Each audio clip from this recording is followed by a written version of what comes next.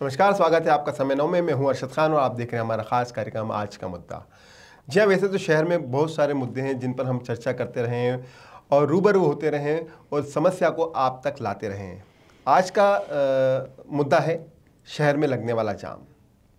जाम नहीं, अब आम हो गया है। इसी विषय पर चर्चा करने के लिए हमारे साथ मौजूद हैं हमारे चैनल राजेश राठौर जी। हम उनसे जानेंगे कि शहर में अब जाम आम क्यों होने लगा है, क्या करती है यातायात पुलिस, क्या करती है नगर निगम की टीम और क्या करता है पुलिस प्रशासन। राजेश जी, बहुत स्वागत है। इन दिनों त्योहारों का सीज़न चल रहा है और लोग बहुत परेशान हैं इस बात को लेकर कि वो घर से निकलते हैं खरीदारी के लिए लेकिन दुकानों तक नहीं पहुंच पाते। खरीदारी कर लेते हैं तो समय पर घर नहीं पहुंच पाते। कौन है इस जाम का जिम्मेदार? जो आज का हमारा विषय है, ये मुद्दा है कि जो है जाम लगता है और जाम में फंसा आम, तो आम उसके लिए सबसे बड़ा जिम्मेदार है। जी, जनता की सबसे बड़ी गलती कहाँ से शुरू होती है, इस पर मैं बात करता हूँ। बिल्कुल। तो ये पूरा विषय समझ में आएगा और हम अपने इस समय नाउ चैनल के माध्यम से लोगों को जागृत करने का काम भी कर पाएंगे। जी, सबसे बड़ा सवाल ये है कि जब लोग घर से निकलते हैं तो क्या वो यह नहीं सोचते कि उनको वहाँ पर वाहन पार्क करने की जगह मिलेगी या नहीं। जी, क्या वो पब्लिक ट्रांसपोर्ट का उपयोग करने में संकोच करते हैं या शर्म आती है। जी, क्या कुछ दिन पहले ख़रीदारी नहीं हो सकती। जी, क्या ऐसा नहीं हो सकता कि जितनी पार्किंग जहाँ उपलब्ध है वहाँ पर ही लोग गाड़ी पार्क करें। लेकिन आम व्यक्ति जिम्मेदार है तो उसकी एक जो दूसरी कड़ी है वो है व्यापारी। जी हाँ, व्यापारी सबसे बड़ी गलती ये करता है कि अवैध मल्टी स्टोरी में दुकान या शोरूम बनाता है और पार्किंग के लिए जगह नहीं लेता जी, या अपने बिल्डर से पार्किंग की जगह के लिए बात नहीं करता। जी, करोड़ों रुपए की दुकान लेते हैं, उसमें करोड़ों रुपए का फर्नीचर बनाते हैं और सामान रखते हैं, लेकिन कभी कोई व्यापारी इस बात की चिंता क्यों नहीं करता कि आखिर मेरे यहाँ जो ग्राहक आएंगे वो अपनी गाड़ी पार्क कहाँ करेंगे। जी, शुरुआत यहाँ से होती है। जी, मैं मानता हूँ कि यदि वैसे सरकार या जिला प्रशासन या ट्रैफिक पुलिस ना इस मामले में कुछ नहीं कर पा रही है, पर सवाल इतना है कि जो लोग जिम्मेदार हैं उसकी शुरुआत कहाँ से होती है। जी, शहर की आबादी लगातार बढ़ रही है।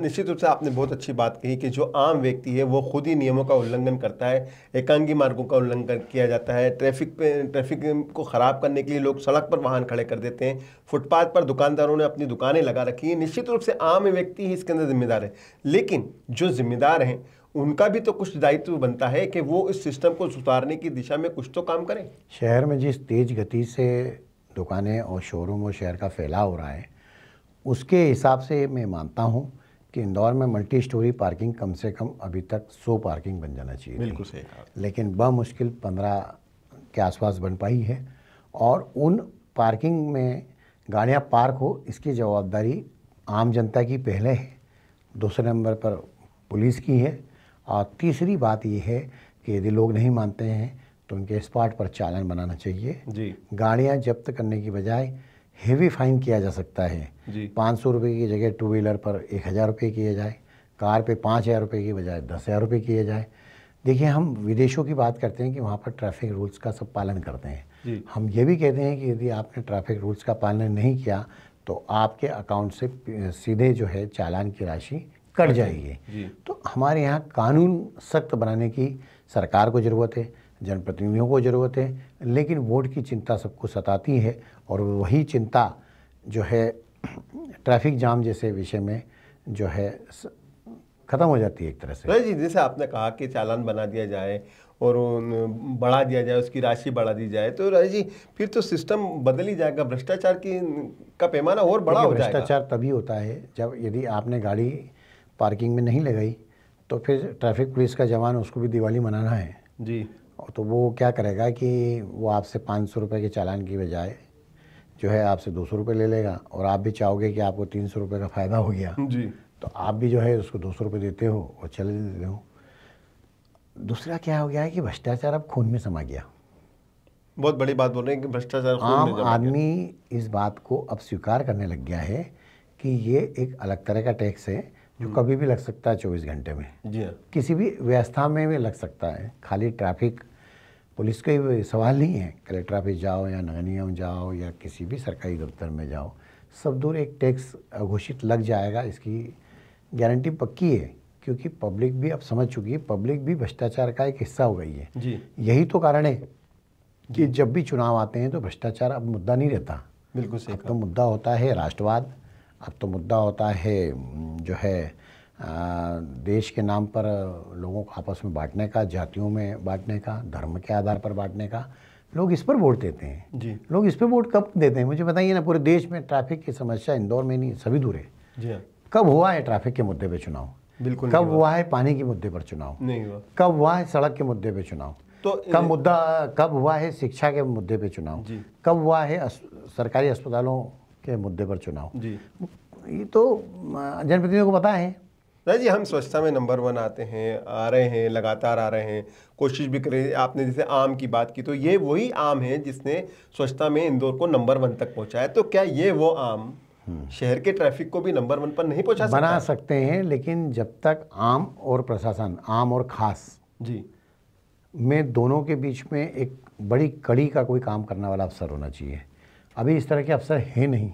जी। अभी जो अफसर हैं वो सिर्फ सेटिंग में लगे रहते हैं। जी। या यूँ कहें कि कुछ दिखावे के लिए काम करते हैं। सोशल मीडिया पर दिखाना होता है, छपना होता है अखबारों में, तो वो कुछ दिखावा करके और चले जाते हैं। जी। इच्छा शक्ति जो उस समय थी सफाई को लेकर, उसमें मुख्यमंत्री से लेके, मंत्री से लेके, मेयर से लेके, कमिश्नर से लेके, निश्चित तौर पे मैं हमेशा इस बात को दोहराऊंगा कि जब सफाई की बात आई, हम बात तो ट्रैफिक की कर रहे हैं, लेकिन सफाई की बात का जिक्र करना बहुत ज़रूरी है। तो मालिनी गौड़ मेयर थी।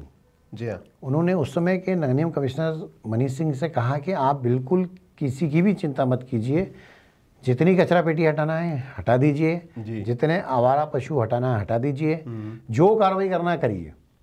तो फ्री हैंड दिया था, और वाकई मालिनी गौड़ ने कोई हस्तक्षेप उस काम में नहीं किया।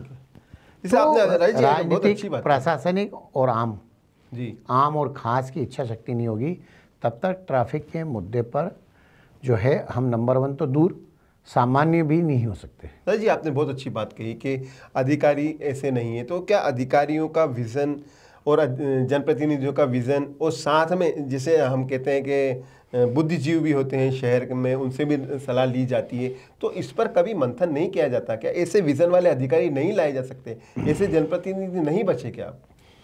देखिए ना, ज़्यादा ज़्यादा ऐसा होता है कि कोई बहुत अच्छे जनप्रतिनिधि चुनकर आते हैं या कोई अच्छा अफसर आता है। अब सवाल इस बात का है कि जिस ट्रैफिक पुलिस की जिम्मेदारी ये है, वो पुलिस ये कह देती है कि हम कितने चालान बनाएं। जी। हम चालान बनाएंगे तो हमारे ऊपर भ्रष्टाचार के आरोप लगेंगे, हम कार्रवाई करें तो दिक्कत, ना करें तो दिक्कत। फिर सबसे बढ़िया आखिरी बहाना जो सही भी है और है भी, कि इंदौर शहर में आखिर कितने ट्रैफिक जवान हैं। बिल्कुल सही बात। आबादी तेज़ी से बढ़ना और शहरी क्षेत्र बढ़ने के कारण अब ट्रैफिक पुलिस यदि का स्टाफ हम देखें 400-500 का, तो वो मुश्किल से आप 10% शहरी क्षेत्र में लगा सकते हैं। जी हाँ। 90% तो लावारिसी रहेगा। जी।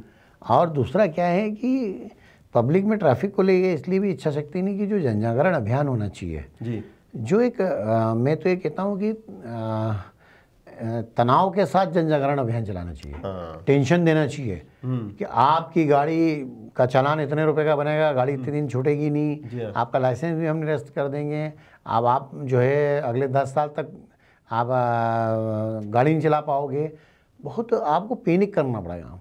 जी जी, आपने जन जागरण वाली बात कही, तो यातायात पुलिस को हमने देखा है चौराहे पर माइक से घोषणा करते रहते हैं। लेकिन मैं एक अपनी तौर से आपसे एक सवाल पूछना चाहता हूं कि शहर के जो एकांगी मार्ग हैं, आपने कहा कि पुलिस बल की कमी है या यातायात पुलिस इतनी नहीं है, जो शहर के एकांगी मार्ग है, ये बात भी सही है कि पूरे शहर की सभी सड़कों पर जाम नहीं लगता। जिन सड़कों पर आमतौर पर जाम लगता है, वहां पर क्या यातायात पुलिस अपनी व्यवस्था अतिरिक्त रूप से नहीं लगा सकती? क्या एकांगी मार्गों कब तक भाई? जैसे नहीं, ऐसा नहीं होता है। देखिए, इसमें बहुत सीधी सी बात है। जैसे राजवाड़ा के आसपास का हिस्सा, तो अब राजवाड़ा के आसपास के हिस्से में सबको पता है, जब 100 गाड़ी रख सकते हैं और यदि वहाँ पे 1000 गाड़ियाँ पहुँच जाएगी, तो आप कितनी पार्किंग बना लो। जी। भाई त्यौहार के समय दिक्कत है तो आप, या पीक आवर्स में दिक्कत है सुबह और खासतौर से शाम के टाइम में 6 से 8 में, तो होगा ही ना, जाम तो लगेगा ही। देखिए ट्रैफिक जाम इंदौर शहर के विकास में एक ग्रहण है, बहुत बड़ी बात है। यदि इंदौर के ट्रैफिक जाम को हमने आम और ख़ास ने गंभीरता से नहीं लिया तो इस शहर के विकास की गति तेज़ी से समाप्त होती जाएगी जी। इंदौर जितना तेज़ी से ग्रोथ किया था इंदौर ने, वो सारी ग्रोथ रुक जाएगी। ट्रैफिक में हर हालत में आम और ख़ास को काम करना पड़ेगा, सफाई जैसा। जैसे आपने कहा कि आम और ख़ास, तो फिर भी इसके अंदर जिम्मेदार कौन है?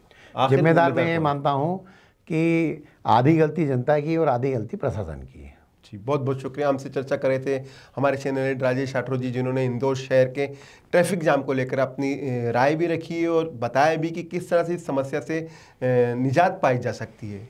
निश्चित रूप से जब तक कि हर व्यक्ति ये नहीं चाहेगा कि वो यातायात नियम का पालन करे और कोशिश करे कि जाम ना लगे, तभी ये संभव हो कि इंदौर शहर का ट्रैफिक दुरुस्त हो सकता है। हमारे ख़ास कार्यक्रम में फ़िलहाल इतना ही। ताज़ा तरीन खबरों के लिए देखते रहिए समय नाउ। धन्यवाद।